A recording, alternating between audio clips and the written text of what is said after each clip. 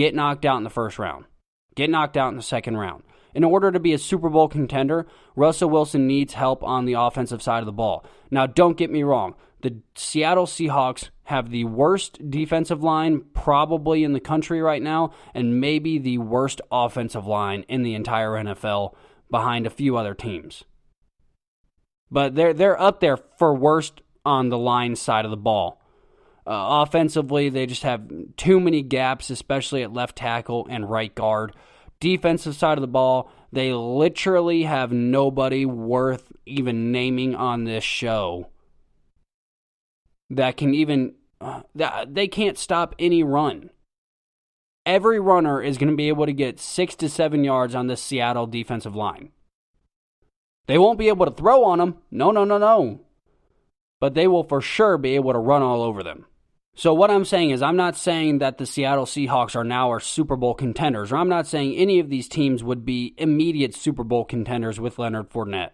What I'm saying is Seattle has a history of Penny and all their other running backs that can't stay healthy. So if you have a history of running backs that can't stay healthy, why not take a chance on a Leonard Fournette? Now, I know Leonard Fournette has also battled injuries.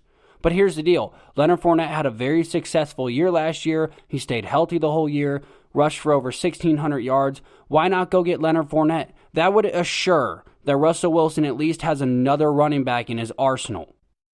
That would open up the Seattle offense to not only have to be Russell Wilson making fourth quarter comebacks, but now Russell Wilson being able to maybe even Trojan horse this and lead from the front going into the fourth quarter for once. So not saying, like I said, that this is a Super Bowl contending team now, but what I am saying is that Leonard Fournette would add to what Seattle needs, and that's another good backfield presence. And a backfield presence that hopefully could stay healthy. Seattle definitely has a lot more problems when it comes to offensive line and defensive line, but Leonard Fournette might be a good fit there, especially when their running backs have been hurt the last 2 seasons.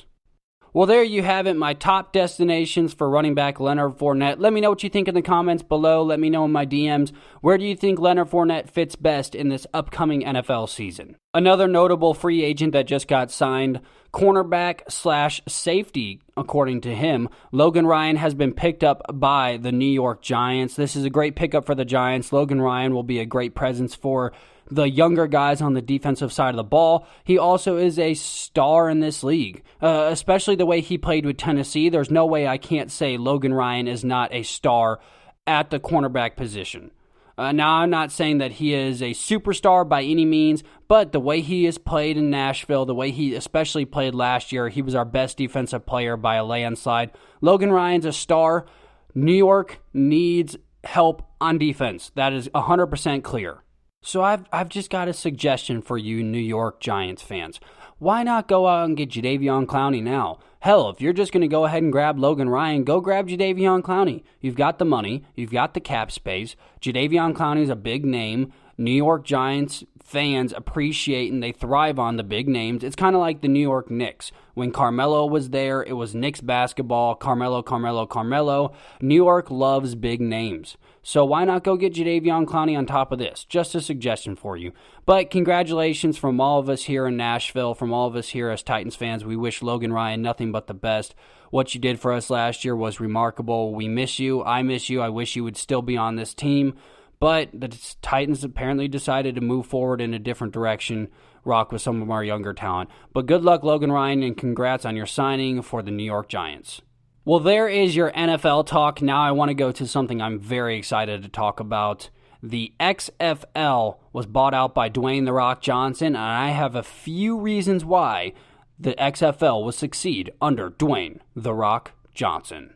If you smell what The Rock is cooking.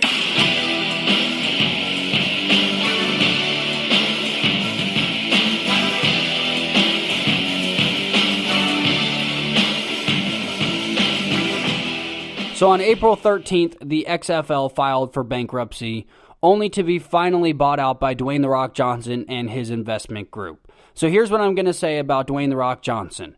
Dwayne "The Rock" Johnson will make the XFL a success. He will make the XFL a league that lasts more than 4 games, that lasts more than half a season. Here's a couple reasons why. Number 1, money backing. Dwayne "The Rock" Johnson will have the funds necessary to make the XFL what it needs to be from day one. The problem that we were having with the XFL this past season is they had no money.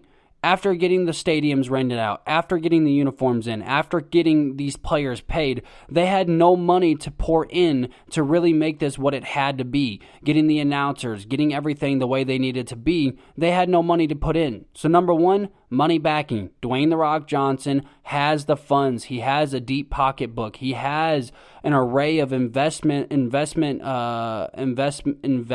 I guess is the way I was supposed to be saying that. He has a group of investors that have money, that have deep pockets, that can help fund the XFL to what it needs to be. So rule number 1, have money, be able to spend money. Dwayne "The Rock" Johnson and his investment group have that from the beginning. So now that we have the pocketbooks, now that we have the pen to write the checks, what do we need next from the XFL in order for it to be successful? Entertainment. Entertainers. What is Dwayne "The Rock" Johnson besides the world's greatest entertainer? The XFL did not need somebody to go in there. God bless Andrew Luck's dad, but he did not have the personality to run what the XFL is. The XFL is not the NFL. They need to stop trying to pretend to be the NFL. They need to stop presenting themselves as an NFL type of thing. That's not what they are. The XFL is where the entertainers of football should live.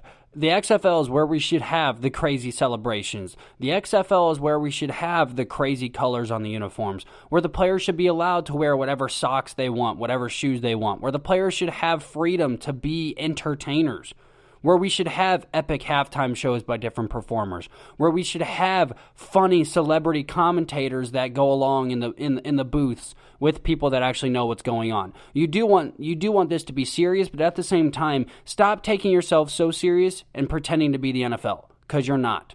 So have fun with it. Be entertainers. Dwayne "The Rock" Johnson. How many things do we know of Dwayne "The Rock" Johnson? How many catchphrases do we know of Dwayne "The Rock" Johnson's? How many movie phrases do we know? Why? Because Dwayne "The Rock" Johnson is the purest of all entertainers in the entire world right now. He's the world's biggest action star. He's a businessman. He can take himself seriously, but at the same time, you get things like, "and the millions," or things like, "it doesn't matter what your name is," or "if you smell what The Rock is cooking." I mean, from just his days in the wrestling world, Dwayne "The Rock" Johnson has been the greatest entertainer since the second he stepped foot into a ring. So, why should that change now in his other endeavors, especially in something like the XFL? It shouldn't. Why will it be successful? Because Dwayne "The Rock" Johnson is an entertainer. We're going to have the fun slogans. We're going to have Dwayne "The Rock" Johnson popping in and out of different commentary booths. We're going to have Dwayne "The Rock" Johnson encouraging these players to express themselves freely, and I'm sure it's going to be a lot more loose and it's going to be a lot more fun. The XFL should be pure entertainment, and that's why The Rock is going to make it successful. And last but not least, why is Dwayne "The Rock" Johnson going to make the XFL a success? Probably the most important, besides money backing, recruiting. Dwayne "The Rock" Johnson is going to be able to get players that we normally would not see in the XFL to come play for him. Why? Because he's Dwayne "The Rock" Johnson. Who doesn't want to go work for The Rock? Who doesn't want to be a part of the XFL? Who doesn't want to be able to go to a place where you can express yourself more freely? Do I think it's by any means going to hurt the actual NFL? Not at all. Do I think that players that are choosing between between staying in college and going to the NFL might consider the XFL? Not at all. No. But what we're going to see is players that have pretty decent talent, instead of going to the Canadian Football League, are going to start coming down here. Instead of going into the arena football leagues of the world, they're going to start going to the XFL and coming down to America to play. So I think it's going to be extremely fun. Dwayne "The Rock" Johnson is going to be able to get players in there simply because of who he is and what he does on a professional basis. The XFL is in good hands, and I am excited to see the future of the XFL with Dwayne "The Rock" Johnson. Well, there is your football update. Now let's go into the NBA bubble. So it's been about a week since we last talked about the NBA, since we didn't do a bubble episode this past Saturday.